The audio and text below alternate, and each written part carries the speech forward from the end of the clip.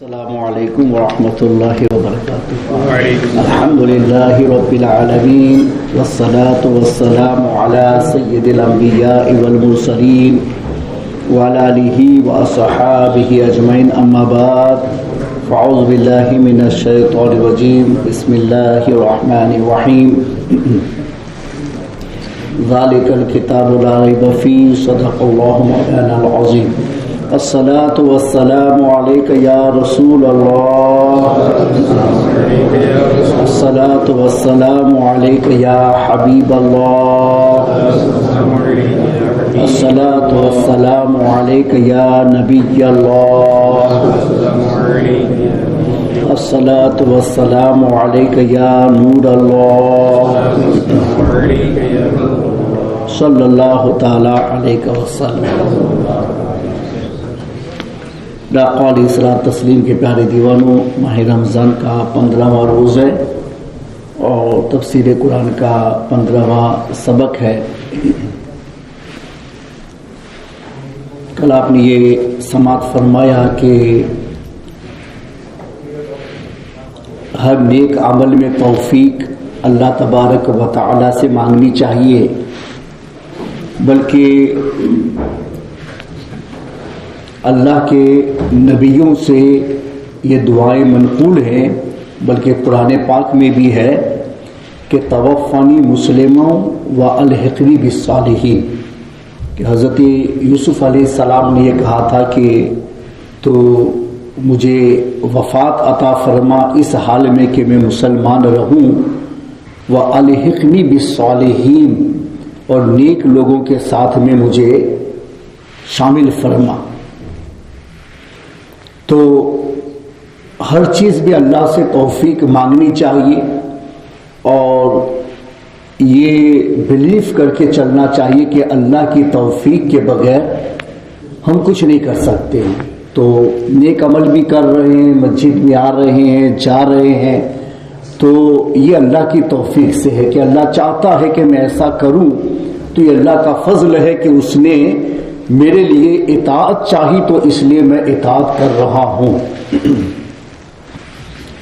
تو توفیق اللہ سے مانگنی چاہیے اور عمل کے اوپر تکبر نہیں کرنا چاہیے کہ میں نے یہ کر لیا، یہ غلط ہے، اللہ نے چاہا اس لیے میں نے ایسا کیا، یہ ہمیشہ کہنا چاہیے۔ ہاں، برائی کے معاملے میں علماء نے یہ تشریح فرمائی ہے کہ برائی میں ہم یہ نہ کہیں گے کہ اللہ نے چاہا اس لیے ہوا، حالانکہ وہاں بھی اللہ کا ارادہ شامل ہوتا ہے، لیکن ادباً یہ بولا نہیں جاتا ہے، تو وہاں ہم کہیں گے ہمارے نفس کی شرارت کی وجہ سے ہوا یا شیطان کے وسوسے کی وجہ سے ہوا، تو برائی کی نسبت اللہ کی طرف کریں گے نہیں، مگر جہاں تک اللہ کے ارادے کا سوال ہے تو اللہ کا ارادہ میرے ارادے کے ساتھ نیک عمل میں بھی لگتا ہے اور اللہ کا ارادہ میرے ارادے کے ساتھ برے عمل میں بھی لگتا ہے، مگر فرق اتنا ہوتا ہے کہ نیک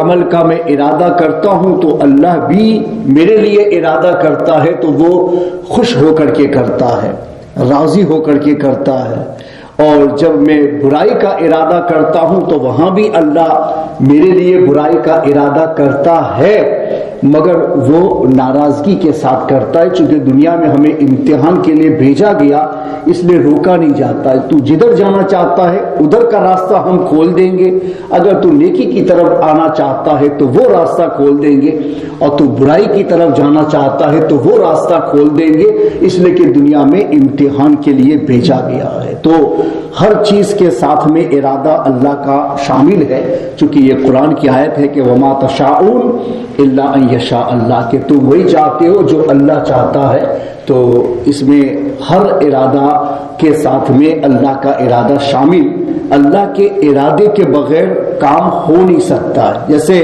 میں نے چاہا کہ میں نماز پڑھوں، یہ میرا ارادہ ہے، مگر میرے رب نے نہیں چاہا تو میں نہیں پڑھ سکتا۔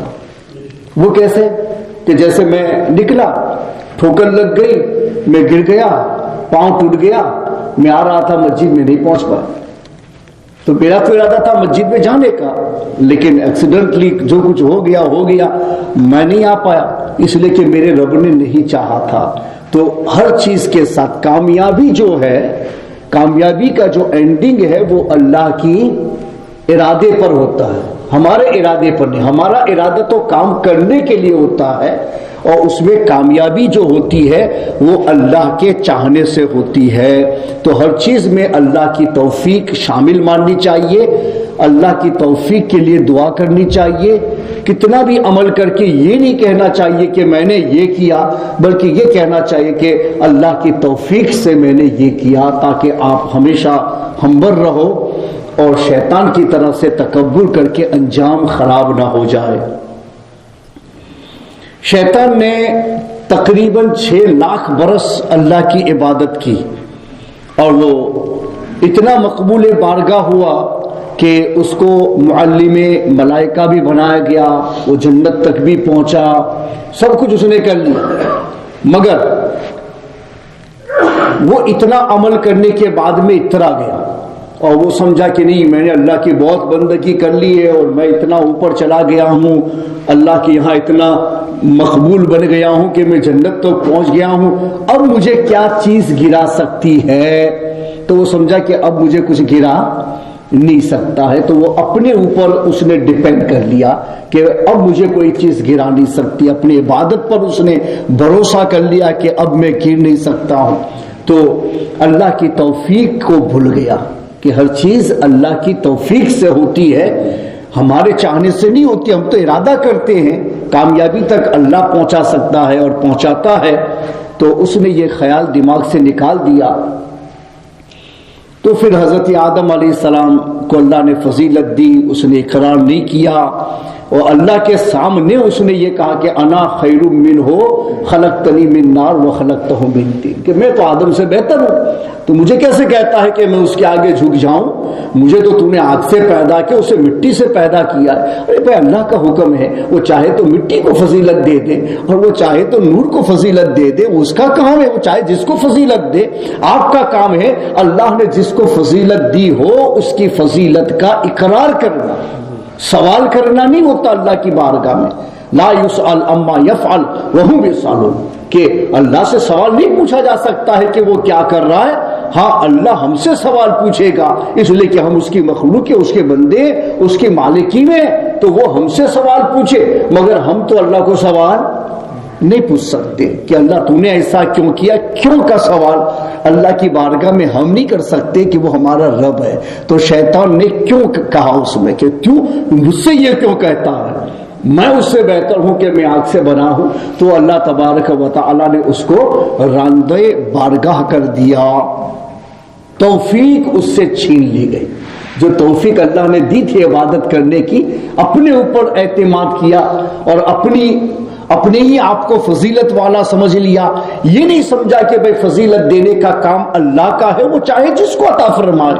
اور بھلے تو نے 6 لاکھ برس عبادت کیے اور آدم نے ابھی کچھ نہیں کیا ہے، مگر آدم کو اللہ نے نبی بنایا ہے، اس لیے اللہ نے ان کو اپنے ہی بارگاہ سے، اپنے حکم سے سب سے بہتر پہلے ہی دن بنا دیا.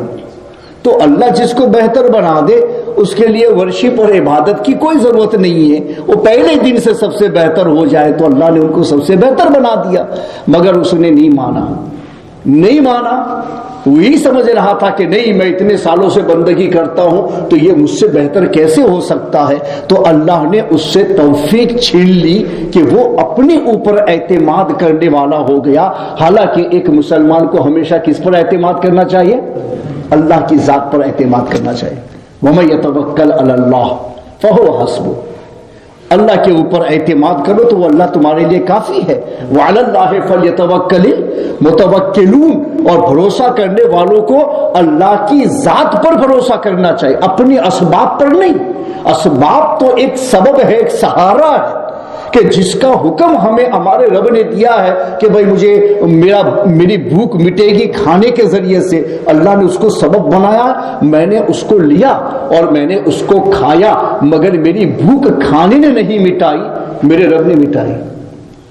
پانی اور پینے کی چیزوں کو اللہ نے میری پیاس بجھانے کا سبب بنایا، تو میں نے اپنی پیاس بجھانے کے لیے پانی کو سبب بنایا، لیکن پانی نے میری پیاس نہیں بجھائی. پیاس کس نے بجھائی؟ اللہ نے بجھائی۔ ایسے ہی ہر معاملے میں یہی ہوگا کہ ہر چیز پر ہم اعتماد اللہ کی ذات پر کریں، اسباب پر نہیں۔ ہاں اسباب کا سہارا لیں گے، چونکہ اللہ نے ہمیں اسباب کے سہارا لینے کی اجازت عطا فرمائی یا ہمارے لیے اس کو قانون میں شامل فرمایا، تو بہرحال ہم اس سے سہارا لیں گے، مگر یہ نہیں کہ وہ اسباب ہی سب کچھ کر سکتے ہیں۔ اس میں اسباب ہیں مگر سببیت پیدا کون کرتا ہے؟ اللہ۔ اس لیے کبھی کبھی اللہ نے ایسی بیماریاں بھی کمپیئر میں رکھی تاکہ تمہارا بلیف اپنی جگہ پر صحیح رہے، کہ بلیف رونگ نہیں ہونا چاہیے۔ ایک بیماری ہوتی ہے استسقا کی۔ استسقا کی بیماری ایسی ہوتی ہے کہ آدمی کو چاہے کتنا پانی پلا دو اس کی پیاس نہیں بجھے گی۔ یہاں تک لکھا گیا کہ اگر اس آدمی کو چھوڑ دیا جائے پانی کے اندر تو وہ اتنا پانی پیے گا کہ اس کا پیٹ پھٹ جائے گا، وہ مر جائے گا، مگر اس کی پیاس بھی نہیں بجھے گی اور اس کی پیاس کی طلب بھی ختم نہیں ہوگی، حالانکہ چاہے کتنا پانی پی لے، وہ پانی پی کے مر جائے گا، پیٹ پھٹ جائے گا، مگر پیاس اس کی نہیں جائے گی۔ اس کے منہ سے پانی ہٹاؤ تو وہ چلائے گا بس پانی لاؤ، میں مر جاؤں گا۔ میں پی رہے ہو نا تم پانی، پھر کیوں مر جاؤ گے؟ مگر یہ بیماری اللہ نے پیدا کی ہے کہ پانی کتنا بھی پیے، پیتے پیتے مر جائے مگر پھر بھی اس کی پیاس نہیں بجھتی ہے۔ کیوں؟ ہماری بجھ گئی، اس کی کیوں نہیں بجھی؟ تو یہ بیماری اللہ نے کسی میں رکھی، اس لیے رکھی تاکہ تمہارا بلیف رونگ نہ ہو جائے، خراب نہ ہو جائے، کہ سبب کے اندر جو سببیت ہے وہ خود نہیں آتی ہے، میرے رب کے چاہنے سے آتی ہے۔ یہ ہمارا بلیف کہ میں پانی پیوں گا اور میں سمجھوں کہ میں پانی اینی ہاؤ میری پیاس بجھا دے گی تو میں رونگ ہوں، میں غلط ہوں، میرا بلیف رونگ ہو گیا ہے۔ نہیں، میں نے پانی پیا ہے لیکن پیاس بجھانے کا کام کس نے کیا ہے؟ اللہ نے کیا ہے۔ اس طریقے سے آگ کا کام جلانا ہے، آگ جلاتی ہے، تو یہ مت کہو کہ آگ جلاتی ہے، آگ کا کام جلانا نہیں ہے، اللہ نے اس کو حکم دیا ہے اس کا، اس لیے وہ جلاتی ہے۔ اور اللہ منع کر دے آگ نہیں جلا سکتی ہے، رہے پھر بھی جلا نہیں سکتی ہے۔ تو سببیت جو ہے ہر چیز میں آپ کو یہ مان کے چلنا ہے کہ کوئی بھی چیز ہو دنیا کی، چھوٹی ہو بڑی ہو، اس سے کوئی بھی کام بنتا ہو مگر وہ صرف اور صرف سبب ہے، حقیقت میں اس مقصد کو پورا کرنے والا اور مقصد میں کامیاب کرنے والا کون ہے؟ اللہ تبارک و تعالی ہے۔ اس لیے ہر عمل میں، ہر نیک عمل میں توفیق کس سے مانگنی چاہیے؟ اللہ تبارک و تعالی سے توفیق مانگنی چاہیے۔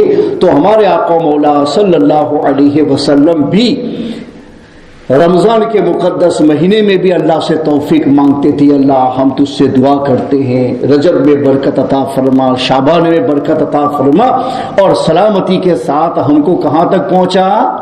رمضان کے مقدس مہینے تک پہنچا۔ تو توفیق، آنے والا زمانہ ہمیں معلوم نہیں کیا ہوگا، ہم ہر چیز میں توفیق اللہ سے مانگیں گے کہ وہ ہمیں وہاں تک پہنچا دے۔ اور اسی طرح سے ہمارے آقا مولا صلی اللہ علیہ وسلم نے ایک دعا ہم لوگوں کو اور سکھائی ہے، وہ کیا ہے کہ حضور پاک صلی اللہ علیہ وسلم رمضان کے مقدس مہینے کے آنے سے پہلے یہ دعا مانگتے تھے کہ سلمنی لرمضان وسلم رمضان لی وسلمہ لی متقبلا۔ یا اللہ تو مجھے سلامتی عطا فرما رمضان کے لیے، اور رمضان کو سلامت بنا میرے لیے، یعنی مجھ کو صحیح سالم رکھ کہ میں رمضان کے مقدس مہینے کی عبادتیں کر سکوں، ذکر و اذکار میں لگا رہوں، کوئی نافرمانی کا کام، یہ تو ہمارے سکھانے کے لیے ہوتا ہے، کوئی نافرمانی کا کام نہ ہو جو اس ماہ مقدس کے احترام کے خلاف ہو جائے۔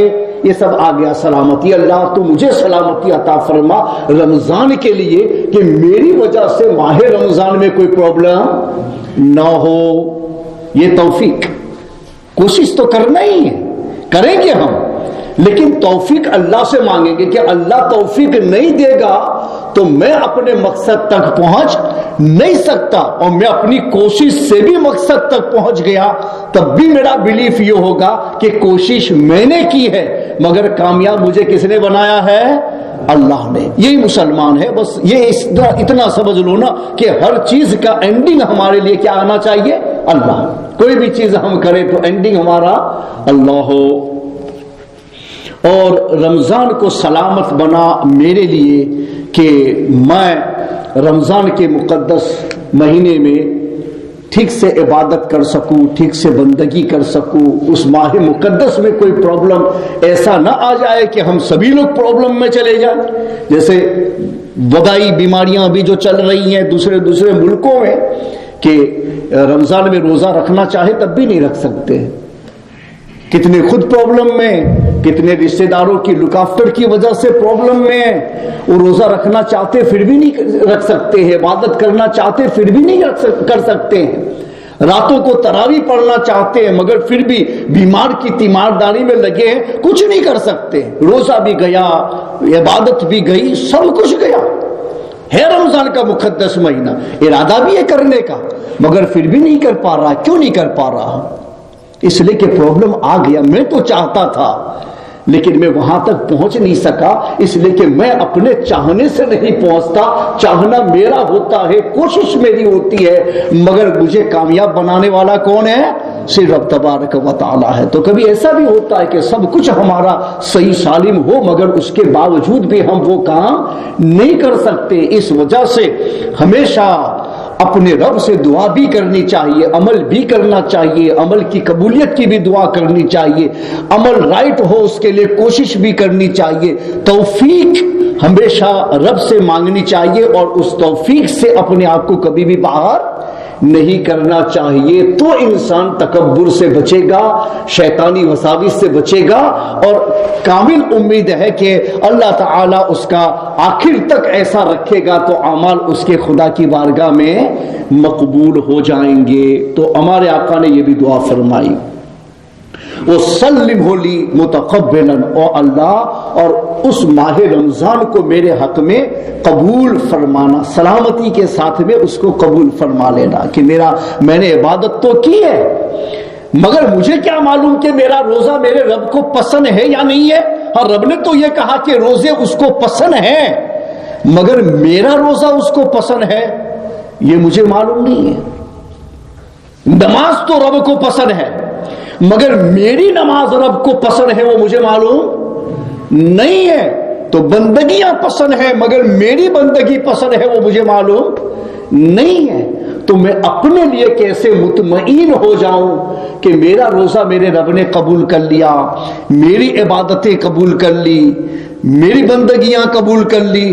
میں خود سمجھ نہیں سکتا کہ قبول کر لیا گیا، چونکہ قبول کی شرائط بہت ہے۔ ایک رمضان مکمل ایسا گزرا ہے کہ جس میں نے پورے رمضان میں اسی پہ بیان کیا تھا کہ ہمارے اعمال قبول ہوتے ہیں نہیں ہوتے ہیں، کن اسباب کی بنیاد پر رد کر دیے جاتے ہیں اور ہم اس پر مطمئن ہو سکتے ہیں نہیں ہو سکتے ہیں۔ تقریباً 300 بیان میں نے صرف اسی ٹاپک کے اوپر کیے تھے، لیکن صرف اتنا آپ کو بتاتا ہوں کہ اللہ کی توفیق کے بغیر کچھ نہیں ہو سکتا، اور ہمیشہ ہمیں کیا کرنا چاہیے؟ اللہ کی توفیق مانگنی چاہیے عبادت کر کے بھی۔ جیسے ہم تو اپنی جگہ پر ہیں، حضرت عمر فاروق اعظم رضی اللہ تعالی عنہ، ان کا درجہ ان کا مقام اتنا اونچا اتنا بلند و بالا کہ ان کے اعمال کی قبولیت کی شہادت نبی پاک نے دی۔ کیسے دی کہ حضرت عائشہ صدیقہ نے جب آپ سے پوچھا کہ اللہ کے رسول صلی اللہ علیہ وسلم آسمان کے ستاروں کے برابر نیکیاں کس کی ہیں؟ باب فضائل مشکات میں یہ حدیث ہے کہ کس کی نیکیاں ہیں؟ تو ہمارا مولا صلی اللہ علیہ وسلم نے ارشاد فرمایا کہ عمر کی نیکیاں۔ عمر کی نیکیاں کتنی ہیں؟ آسمان کے ستاروں کے برابر ہے۔ تو مقبول ہے تب تو کہا نا نیکیاں اتنی ہیں، قبول ہی نہ ہو تو کیا کہا جائے گا کہ نیکی کہاں ہے؟ تو فرمایا اتنی ہے۔ تو ان کو ایسا لگا کہ شاید میرے والد کا نام حضور بولیں گے کہ ابو بکر کی نیکیاں اتنی ہیں، اور حضور نے تو حضرت عمر فاروق اعظم کا نام لیا۔ تو انہوں نے سوال کیا تو پھر میرے باپ کی نیکیوں کا کیا حال ہے؟ تو حضور نے فرمایا صلی اللہ علیہ وسلم کہ عائشہ تمہارے باپ کی ایک رات کی نیکی عمر کی ساری نیکیوں کے برابر ہے۔ وہ کون سی نیکی کہ وہ غار ثور میں جب مجھے ہجرت میں لے کر کے جا رہے تھے نا تو سوراخ میں پاؤں رکھا تھا کہ سانپ یا کوئی موذی جانور نکل کے میرے نبی کو تکلیف نہ پہنچائے۔ نبی کو تو معلوم تھا ان کو کیا تکلیف پہنچائے گا، لیکن ابو بکر کے عشق و محبت کو بتانا چاہتے تھے، ورنہ جب ابو بکر صدیق رضی اللہ تعالیٰ عنہ نے اس سوراخ میں پاؤں رکھا تو نبی جب اندر آئے اور انہوں نے بولا حضور آ جائیے، تو حضور اندر آئے تو کیا حضور نے نہیں دیکھا کہ سوراخ کے اندر پاؤں ابو بکر نے رکھا ہے؟ تو کوئی موذی جانور نکلے گا تو ابو بکر کو ڈس لے گا، تو حضور نے یہ کیوں نہیں کیا؟ جب حضور کا خیال وہ کر رہے ہیں تو حضور نے ابو بکر صدیق کا خیال کیوں نہیں کیا کہ ابو بکر اس سوراخ پہ پاؤں رکھتی ہو، اندر سانپ ہوگا تو ڈس لے گا نا، پاؤں ہٹا لو؟ حضور نے کیوں نہیں فرمایا؟ اس لیے کہ حضور کو معلوم ہے کہ اگر ڈس ملے گا تو نبی ساتھ میں موجود ہے، وہ زہر کا اثر تو ان کا تریاق تو حضور کے پاس میں موجود ہے، مگر حضور حضرت ابو بکر صدیق کی محبت دنیا والوں کو بتانا چاہتے تھے کہ ایک نبی کے ساتھ اگر کمال عشق پر کوئی فائز ہے تو وہ حضرت ابو بکر صدیق رضی اللہ تعالیٰ عنہ کی ذات ہے۔ تو آپ نے فرمایا تھا کہ تمہارے باپ کی تو ایک رات کی نیکی ہے نا عمر کی ساری نیکیوں کے برابر ہے، اور باقی ان کی زندگی کی نیکی آپ تو خود اندازہ لگاؤ۔ تو مقبول نیکیاں مقبول ہیں، میں اس کی ایک شہادت نبی کے ذریعے دیتا ہوں، مگر اس کے باوجود ان نفوس قدسیہ کو اگر دیکھا جائے تو وہ اپنے معاملے میں کس قدر ہمبل بن کے رہتے تھے، کس قدر متواضع اور منکسر بن کے رہتے تھے کہ جب عید کا دن آیا نا تو حضرت عمر فاروق اعظم بہت رو رہے تھے۔ تو کسی نے پوچھا کہ امیر المومنین آج عید کا دن ہے، خوشی کا دن ہے، خوشی منائیے، آپ اتنا رو کیوں رہے ہیں؟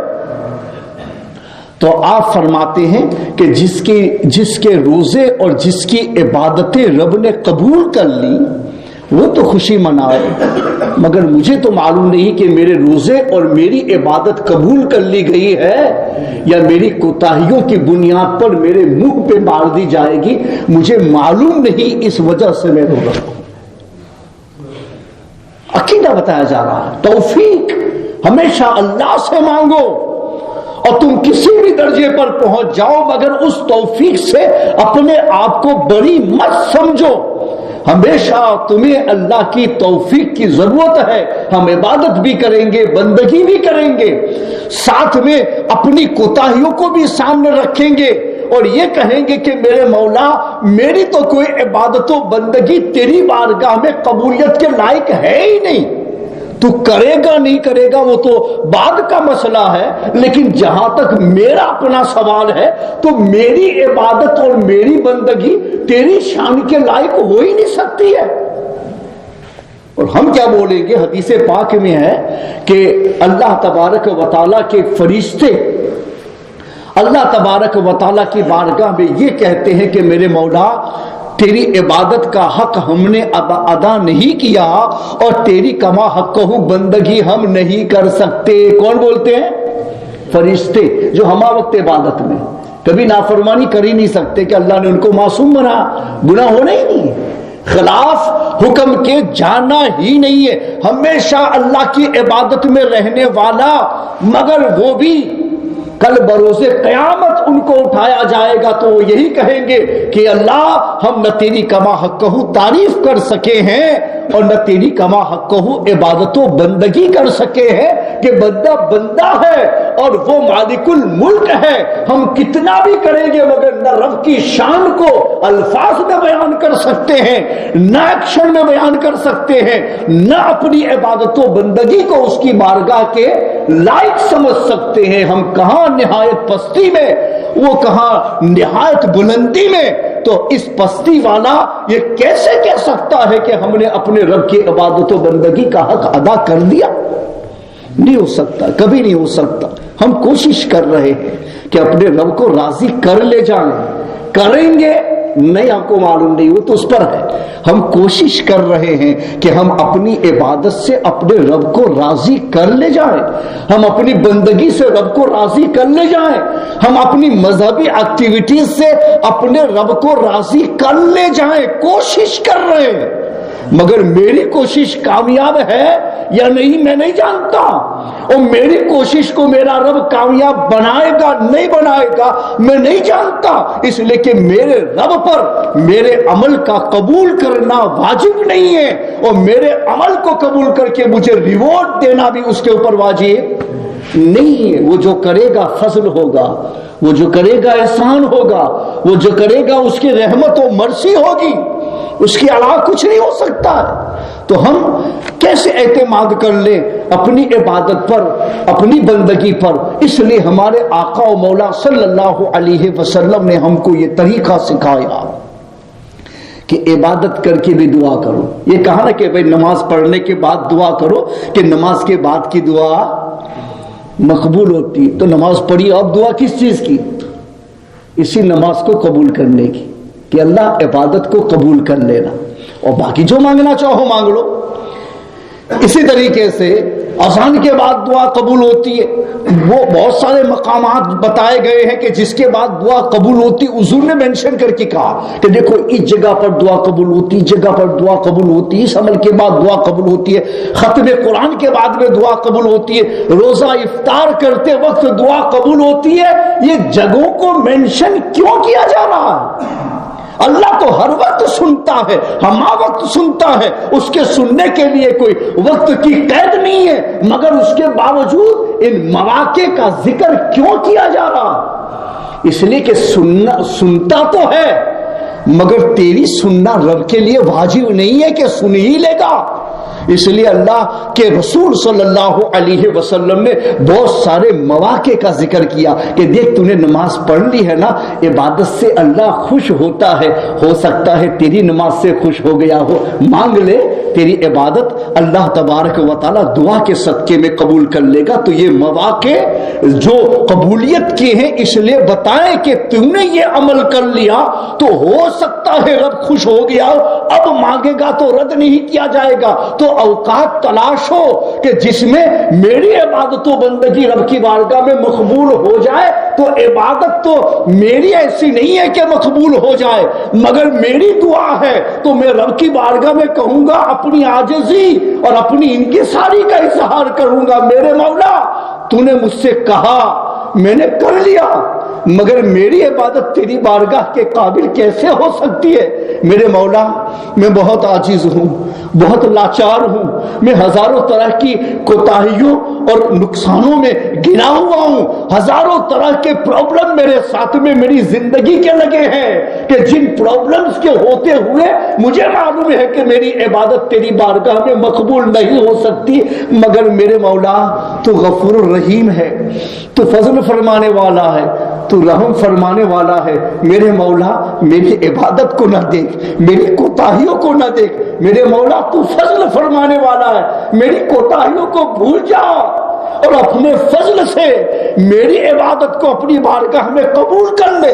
جب بندہ عبادت کر کے اس عاجزی کے ساتھ رب کی بارگاہ میں ہاتھ اٹھاتا ہے کہ میرے مولا یہ عبادت بھی میری تیری بارگاہ کے لائق نہیں ہے، تو اپنے فضل سے قبول کر لینا، تو رب تبارک و تعالی اپنے بندے کی اس عاجزی اور اس لاچاری کو دیکھ کر کے اپنے فضل سے ہماری عبادت کو اپنی بارگاہ میں لائق سمجھ کر کے قبول کر لیتا ہے۔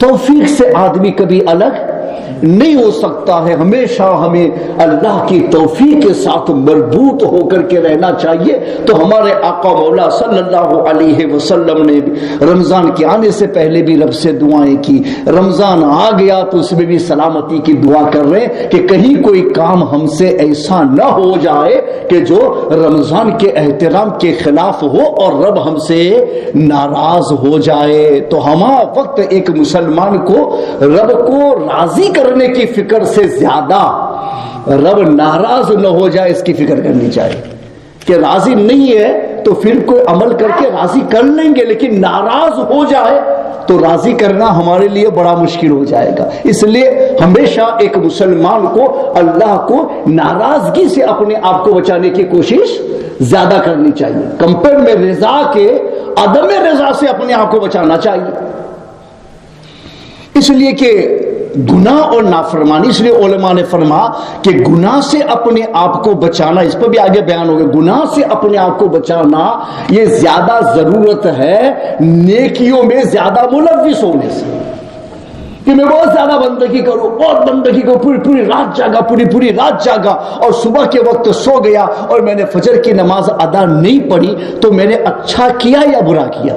فیصلہ آپ کریں گے. کیا کیا؟ میں برا کیا. حالانکہ کیا کیا؟ رات بھر جاگا، کئی نوافل پڑھے، کئی بندگی کی، مگر فجر کے قریب میں سو گیا اور میری فجر کی نماز قضا ہو گئی. تو اب سارے لوگ یہی فیصلہ کریں گے کہ نہیں، تم نے حماقت کی، تم نے اچھا نہیں کیا، تم نے خراب کیا. ارے فجر کی نماز 2 منٹ کے اندر پڑھتا، وہ 2 منٹ والا چھوٹ گیا اور اس کے کمپیر میں پوری رات کی عبادت میں پیش کر رہا ہوں، اور تم کہتے ہو کہ میں نے غلط کیا اور میں نے حماقت کی. تو پوری رات کی بندگی کو تم حماقت کہہ رہے ہو، اور 2 منٹ کی بندگی میں نے چھوڑ دی تو تم کہتے ہو تم نے برا کر لیا.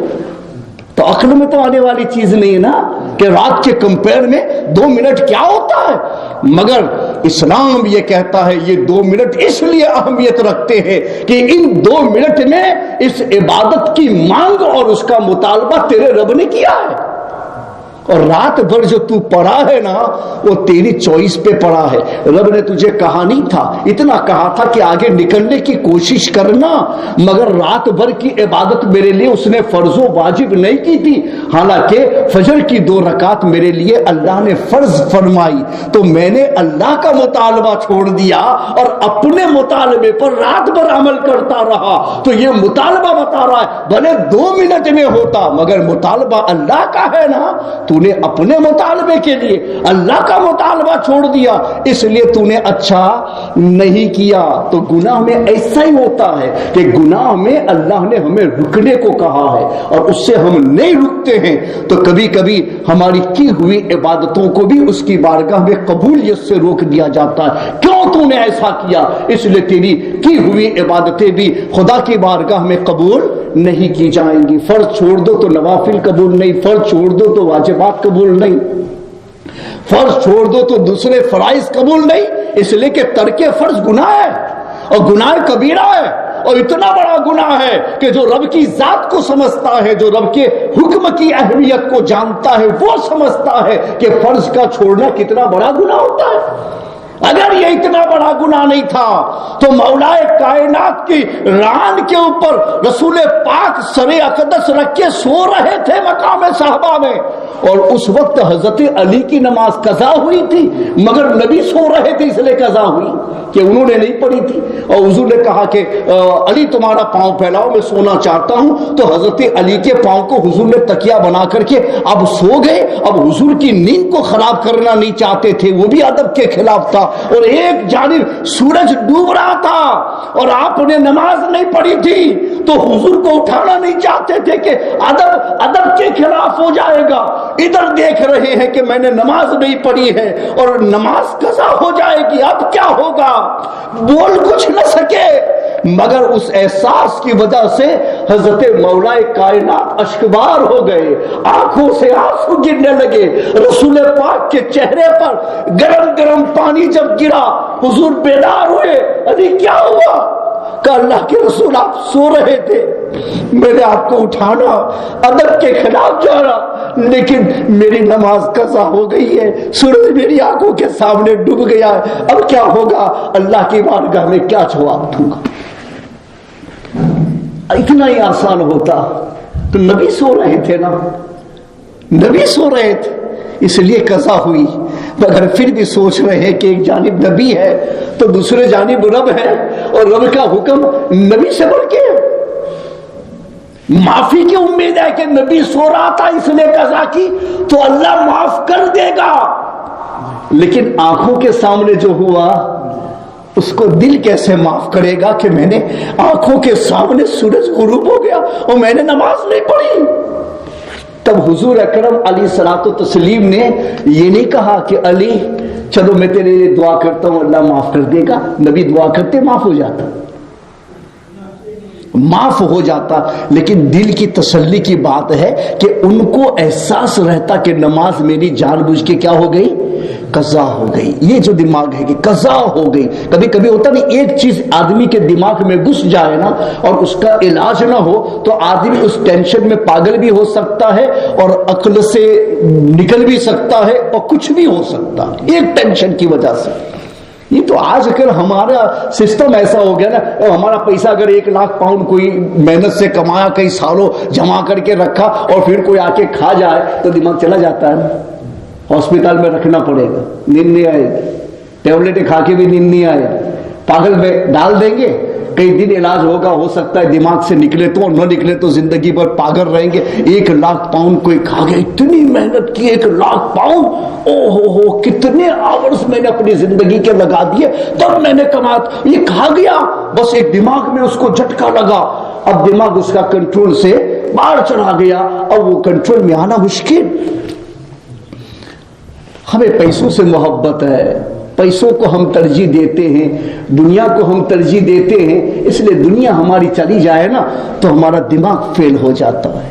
اور جو اللہ کے دین کو ترجیح دیتا ہے, آخرت کو ترجیح دیتا ہے, اس کے آخرت کے عمل سے ایک ذرہ بھی کم ہو جائے نا تو اس کو وہاں احساس ہوتا ہے. اس کو ادھر کا احساس نہیں ہوتا ہے, آخرت کا احساس ہوتا ہے. ہمارا فرق اتنا ہی ہے کہ جتنا احساس, اتنا ہی سمجھو نا, جتنا احساس ہمیں دنیا میں ہو رہا ہے اس سے زیادہ احساس ان کو اپنی آخرت کا ہو رہا تھا.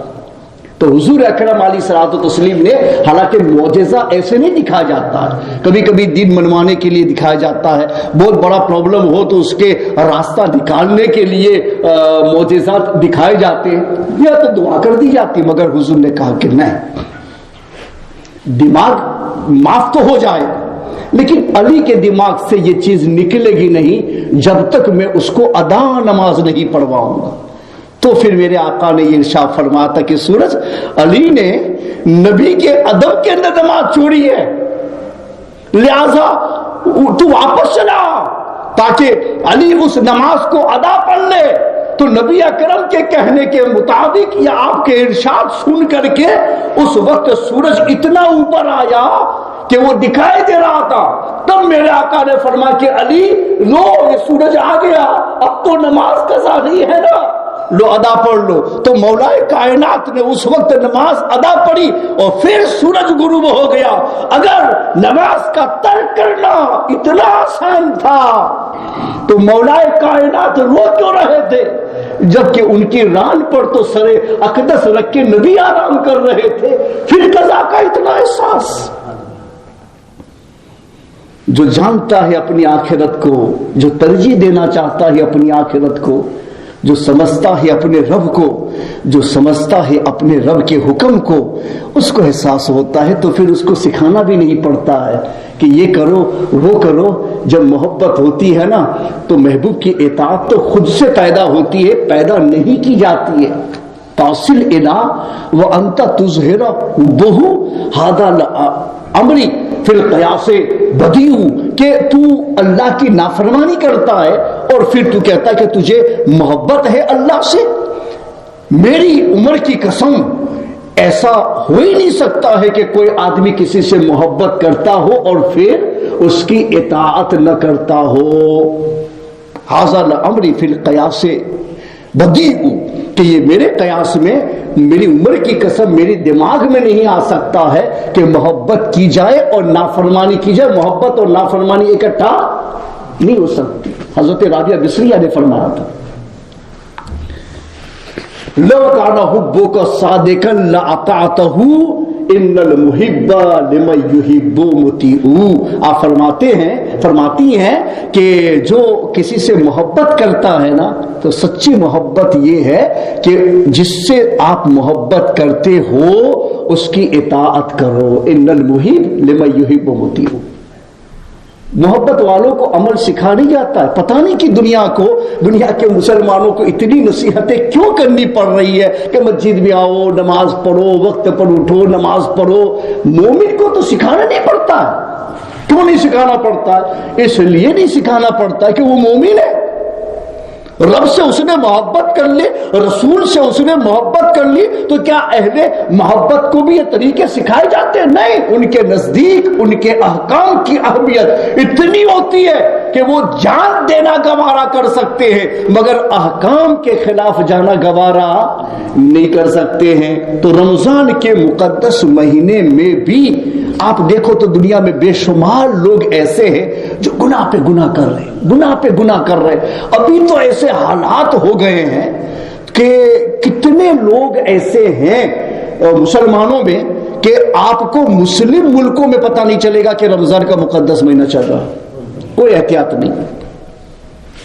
میں خود چھوٹا تھا، مجھے معلوم ہے کہ کرکٹ وغیرہ دیکھنے کے لیے جاتے تھے نا گاؤں میں، تو اذان ہوتی تھی تو مائک میں اذان تو سنائی دیتی تھی نا، تو کرکٹ کھیلنے والے سب کے سب بند کر دیتے تھے۔ اگر مسلمان ٹیم ان کے سامنے ہوتی تھی نا ہندوؤں کے، تو سب لوگ کیا کرتے تھے، اذان ہوئی تو سب لوگ روک دیتے تھے، گیم روک دیا۔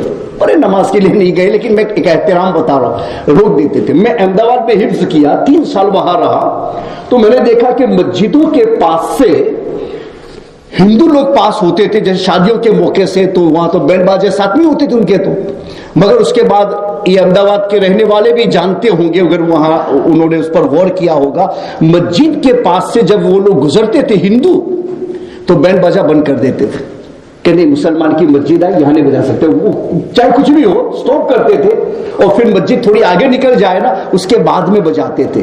مسجدوں کا احترام وہ کرتے تھے، ہماری اذانوں کا احترام وہ کرتے تھے۔ آج نہیں ہو رہا، کیوں نہیں ہو رہا؟ اس لیے کہ ہم خود نہیں کر رہے۔ کیا اذان ہوتی ہے ہم نے کھیل چھوڑا؟ کیا اذان ہوتی ہے ہم نے نماز کی تیاری کی؟ کیا رمضان کا مقدس مہینہ آتا ہے تو ہم نے اس کے احترام کا خیال کیا؟ نہیں کیا۔ تو پھر ہم نے اپنی چیزوں کا ادب چھوڑ دیا تو دوسرے بھی سمجھتے کہ اتنی امپورٹنٹ چیز نہیں ہے، اگر ہوتی تو مسلمان نے خود اس کا ادب کیوں چھوڑ دیا؟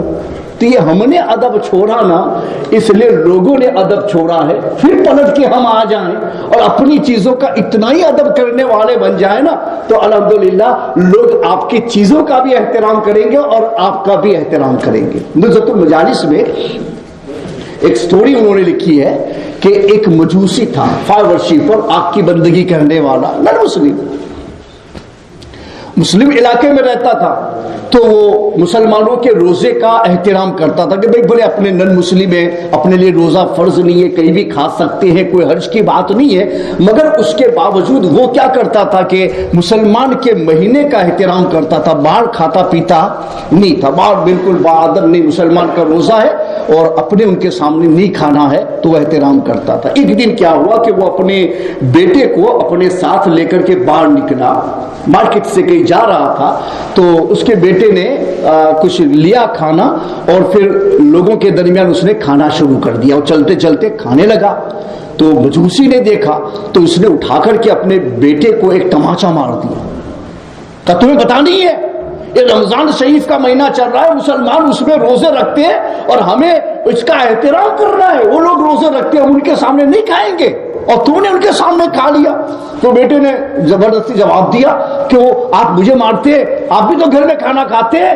تو کہا کہ میں گھر میں کھاتا ہوں، لوگوں کے سامنے نہیں کھاتا ہوں۔ فرما گیا نزہۃ المجالس میں کہ پھر اس کے بعد میں چند برسوں کے بعد میں مجوسی کا انتقال ہوا تو کسی مسلمان نے اس کو دیکھا کہ وہ جنت میں ہے، خواب میں دیکھا کہ جنت میں، تو اسے تعجب ہوا کہ بھئی اسلام کے قانون کے خلاف ہے یہ کہ کافر جنت میں نہیں جا سکتا ہے، اور میں نے دیکھا کہ یہ کافر ہے اور مر گیا اور جنت میں گیا، میں اس کو جنت میں دیکھا۔ تو پھر اس نے علماء کرام سے رابطہ کیا کہ مجوسی مر گیا ہے، میرے خواب میں آیا کہ میں نے اس کو جنت میں دیکھا ہے، تو کیا مجوسی جنت میں جا سکتا ہے؟ کہ نہیں جا سکتا۔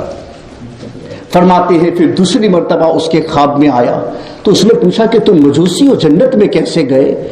تو اس نے کہا کہ میں ایسے نہیں گیا ہوں، میں نے تمہارے رمضان کے مہینے کا احترام کیا تھا تو اللہ نے مجھے مرنے سے پہلے ایمان کی توفیق عطا فرمائی اور اس کی وجہ سے اللہ نے مجھے یہ درجہ اور مقام عطا فرمایا۔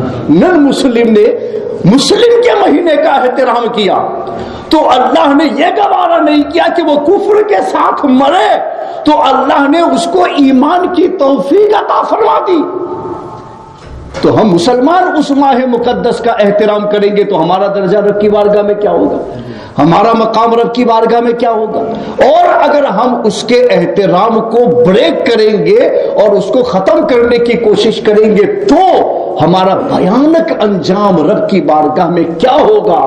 ان ساری چیزوں کو ہمیں ساتھ میں لے کر کے چلنا چاہیے۔ تو دنیا ایسے ہی ہمیں دھتکار نہیں رہی ہے، ہم نے رب کے احکام کو دھتکارا ہوگا تو دنیا ہمیں ذلت کی نظر سے دیکھتی ہے۔ اگر ہم نے بھی اپنے اسلام سے واقعی محبت کی ہوتی اور اللہ کے احکام کو عزت کی نظر سے ہمیشہ دیکھا ہوتا تو الحمدللہ دنیا میں ہماری عزت کی جاتی، اور آج ہمیں ٹیررسٹ کہہ کر کے لوگ ذلت کی نگاہ سے نہ دیکھتے۔ پلٹ کے آ جاؤ، آج بھی موقع ہے، اللہ کے احکام سے محبت کرنے والے بن جاؤ، اس پر عمل کرنے والے بن جاؤ، اور قرآن مجید فرقان حدیث سے گہری وابستگی پیدا کر لو۔ اللہ تعالیٰ مجھے اور آپ سب کو عمل کی توفیق عطا فرمائے۔ قد تفصیل آئندہ